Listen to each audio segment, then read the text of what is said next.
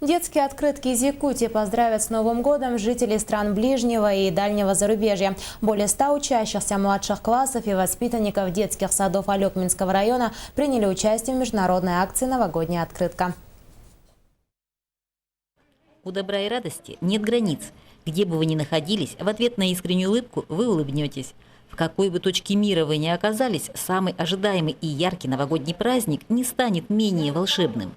Стирая границы на пути добра, Центр творческого развития принял участие в международной акции. С какой готовностью участвовали ребятишки, можно судить по огромному количеству работ. Скоро им предстоит отправиться в большое путешествие к своим адресатам, которые проживают в совершенно разных точках мира. Новогодние открытки отправятся в дальнее и ближнее зарубежье.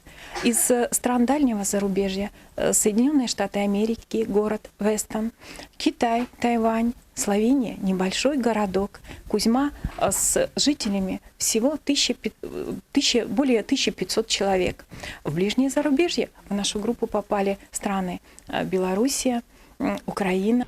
Даже малыши осознанно подошли к своей задаче. Они уже знают, что их подарки скоро будут путешествовать по миру.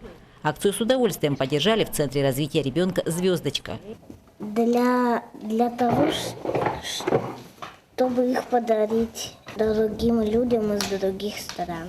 Каждый маленький символ новогоднего счастья обязательно найдет своего адресата и наверняка улыбнется. А ведь недаром поется: от улыбки станет мир светлей. Елена Фаст, Сергей Лифу, НВК Саха, Алекмин.